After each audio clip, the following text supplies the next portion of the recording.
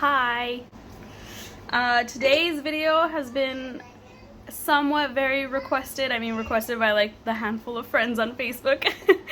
But I have actually been wanting to talk about it. I mean, eventually I was gonna talk about it because it's a fun story for me to tell. It's probably my favorite story. But I want to start off with how I had, or my experience with having Jeremy, because his is also an interesting story, and then go to Emily, who was a whole mess and wanted to come at her own time. My kids are literally arguing in the background. Okay. So yeah, I want to start off with Jeremy and how, like, my birthing experience with him. We already know that Jonathan's was very scary because I didn't get an epidural and it was a hot mess. But with Jeremy, I was living with my mom at the time. I was pregnant, very pregnant with Jeremy when Jonathan left. So we knew that I was gonna have him while Jonathan was in training. I had him like a week or 2 weeks before Jonathan's graduation. So with Jeremy, I do remember some details, and that was that it was nighttime, everybody was asleep. I didn't want to wake anybody up, but I did have labor pains, and I was texting my friend. I was like, homegirl, I think he's coming, and she kept saying, wake up your mom, and I was like, no, I'll just wait a little bit longer. I could let my mom sleep. She works tomorrow. I don't know what to do. But eventually I ended up waking up my mom, and I was like, homegirl, I think this is it. We are gonna go into labor. Let's do it. So my mom, being my mom, had to do her copete because her copete is like her signature look. So she took a shower, had to do her copete, and then we took off to the hospital. And it was easy. I want to say easier than Jonathan's birth or labor pains, I guess. My doctor was on vacation, so she wasn't there, and I was terrified because I had my first kid with Dr. Hale. So I was terrified, and I was like, what am I gonna do? Who's gonna birth my baby? The cutest old man of a doctor came in, and he's like, hello, I am Dr. De La Rosa, I think. I am gonna birth your child. I was like, what? So I tried to keep my shit together. I tried to put on a brave face just for this guy, because, you know, wow. So labor's obviously terrible. Worst thing I've ever done. Put myself through 3 freaking times. Worst thing ever. It gets so unbearable that the doctor was actually like, you know what, I think it's time that you should get the epidural. And I was like, no, because I already did one without the epidural. I want to try to do... What are you doing? Come here. Go to the bathroom. My dog almost threw up. I took her to the toilet so she could throw up in there, but she didn't throw up. You stay here so I can keep an eye on you. What the? So, anyways, I guess I was at the point where I was talking about that, but I don't freaking know. What the hell? So, doctor's telling me it's time for you to get the epidural, and I was like, no, I don't want to. I already did the first one without the epidural. I could do this. And then he checks the baby's head. Turns out this dude's freaking head is stuck in my cervix, and my cervix was not dilating or opening or whatever a cervix does. It wasn't opening at all, so he was stuck. He was just chilling. Nothing was happening. I was going through labor without going through labor. Excuse me, children. So he's like, if you're gonna want to push this kid out because he looks like he's not going anywhere, and the only way to get him out is if you push, and that's gonna hurt. And I was like, all right, dude, you'd convince me to give me the freaking epidural. So he gives me the epidural, and sure enough, after that, it started going way smoother. Like, I was like, oh, this is what it's like to get the epidural. I was like on cloud 9. I couldn't feel anything. I was happy. I was like, that's a contraction? That's it? I don't feel like shit. I don't remember how long I was in labor for. But I ended up having the baby, and then took pictures of the baby, and that day I had wrote a letter to Jonathan because he was in basic training, and that's the only way to notify him, hey, you're now a father of 2 freaking humans. So I took pictures, my grandma went and developed them, she sent the letter off, and I didn't hear from him for a week. And I was like, I didn't get the letter.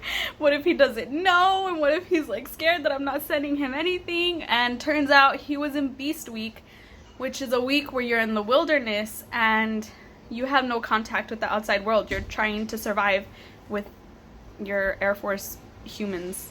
So finally, from his perspective of his story, he said that they were giving out mail and he hadn't received mail in a couple of days, so he was like, well, I'm not expecting anything. And then they call out his name and he was like, oh, that's me, my wife finally wrote to me, that freaking asshole. And he opens the letter and the first thing he sees is baby pictures, and he's like, I'm a dad. And he started crying, and all of his Air Force buddies were like celebrating with him, crying with him, and he was so excited. And yeah, he finally realized he had a baby. So like about a week, I'm gonna just say a week later, he finally calls me, and as soon as I saw that phone number, I was like, oh my god, he finally knows. I started crying. I'm about to cry.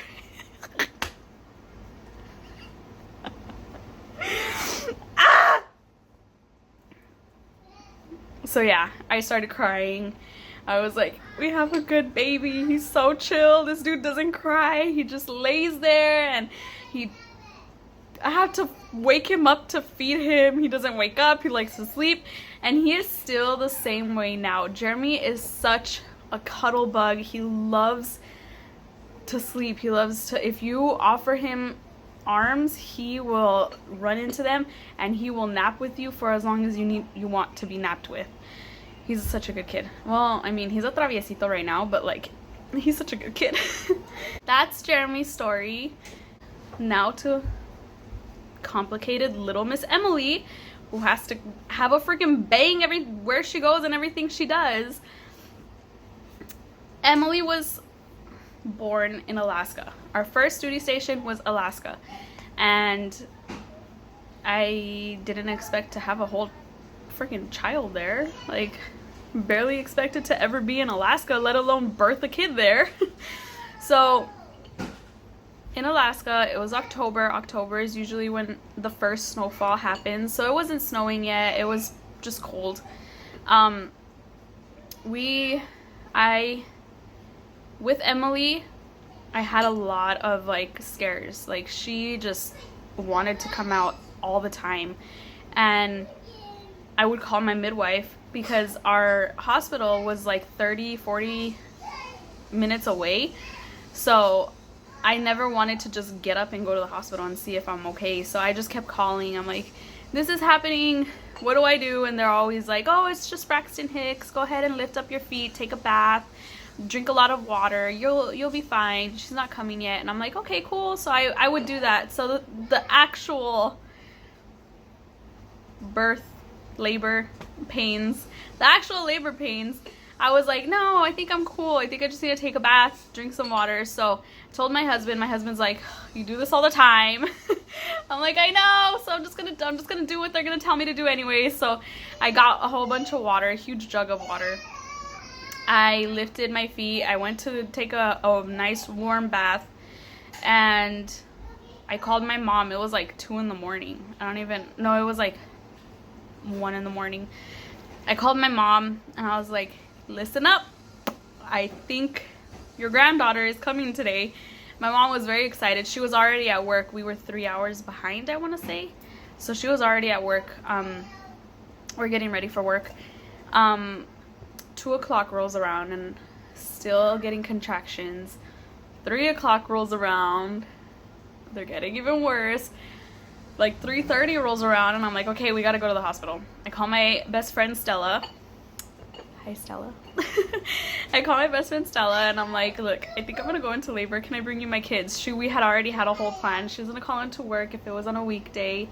So I asked her if she could take care of the kids already, like that day, because I think it's happening. So she took them in. She's like, oh my god, bring them. I packed up all of the kids, or both the kids. We had 2 boys. Well, the 2 boys, obviously. Packed up all their stuff, got them ready, got my hospital bag ready.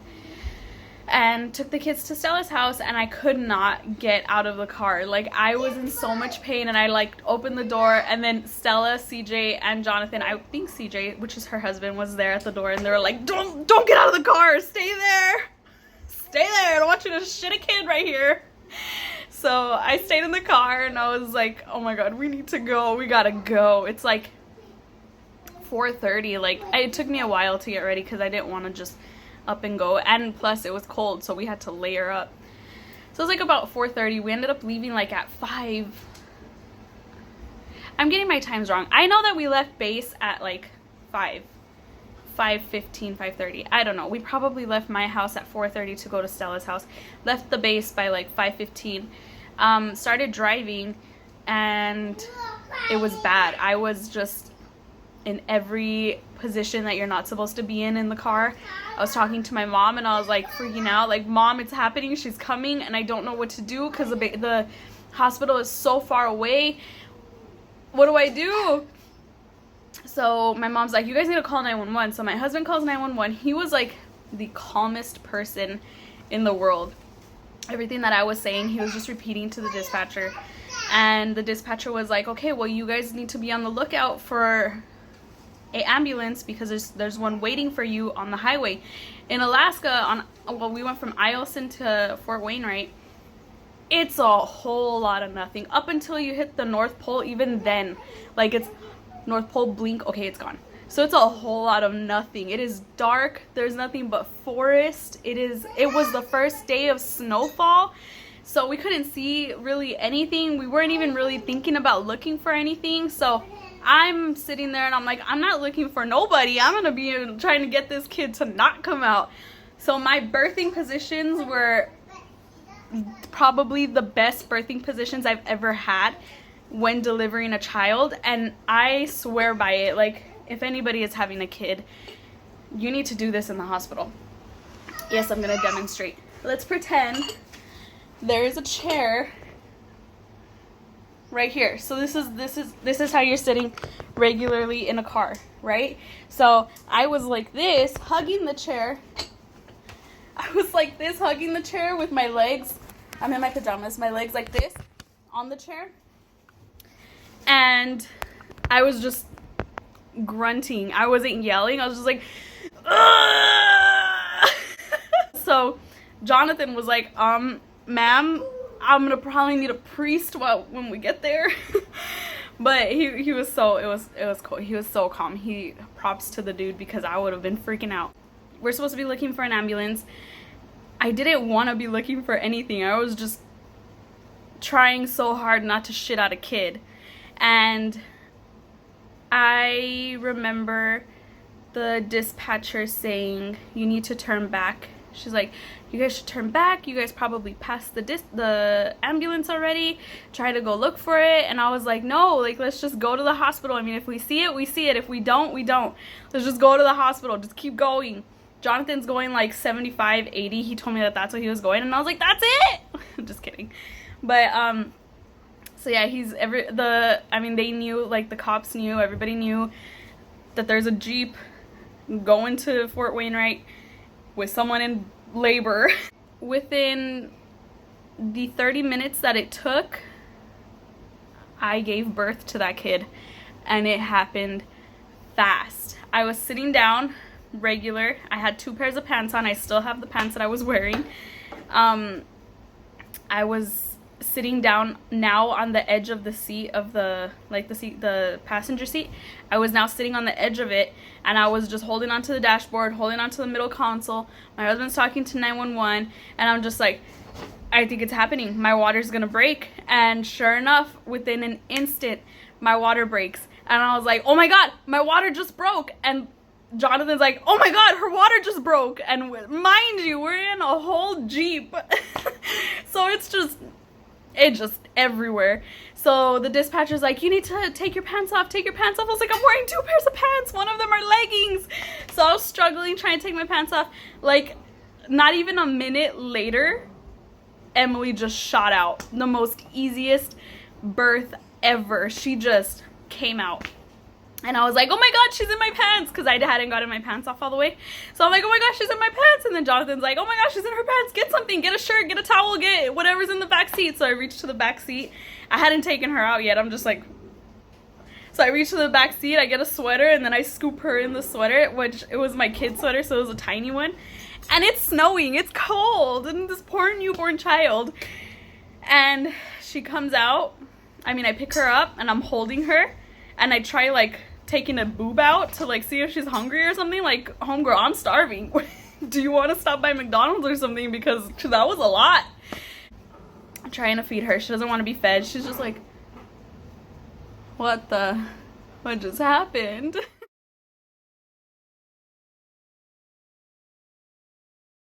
So she's looking around and she's just like, where am I? And I was looking at her and I was like, I just birthed a child. I just gave birth to a whole human. I'm gonna freaking cry again.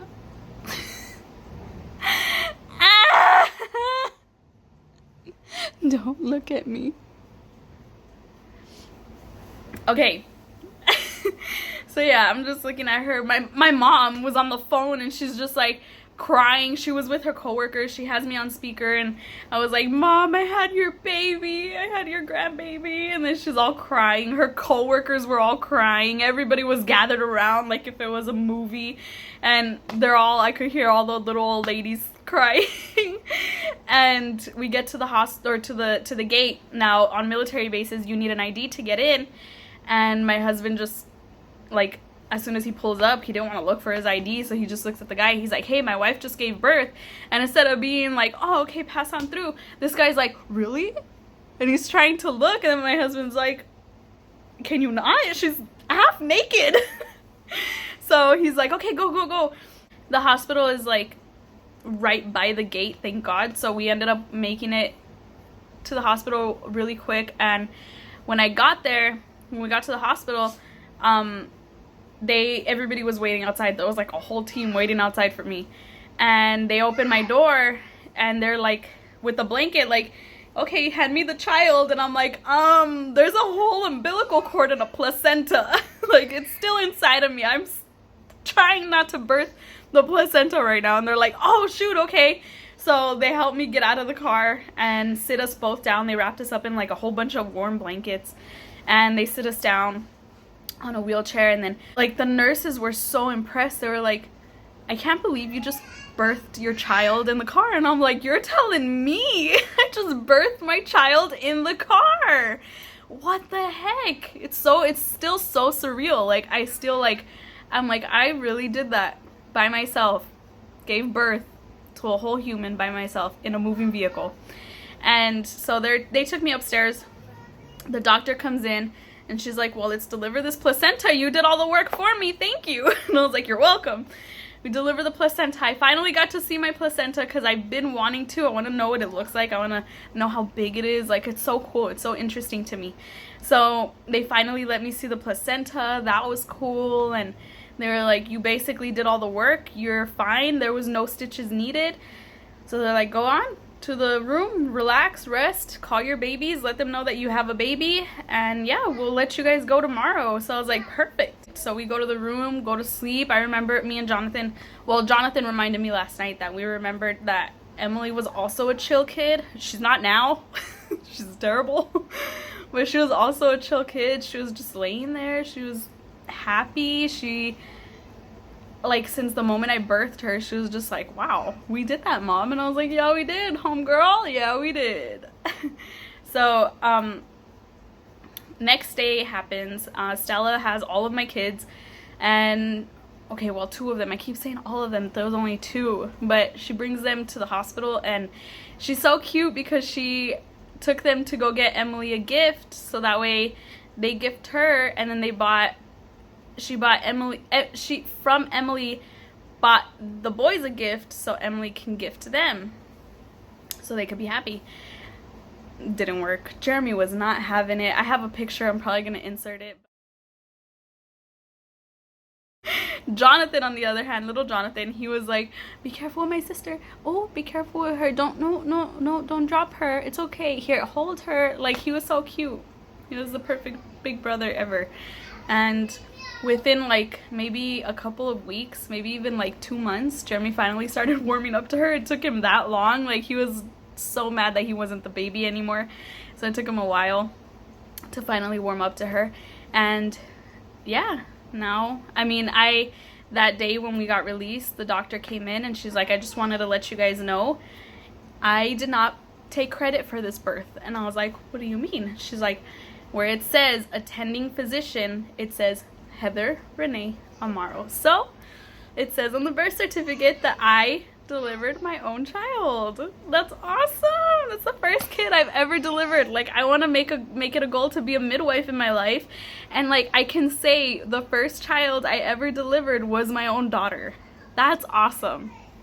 But yeah, so that's the story of how I birthed all of my kids, and they're wild rides. 10 out of 10, no, 0 out of 10 do not recommend at all. Don't do it. Save yourself, please. But yeah, I'm pretty happy with all of the stories, and it's crazy, and I couldn't be any happier with the amount of children I have. I don't ever want to do it again. I tied my tubes the second that my daughter came out. So yeah.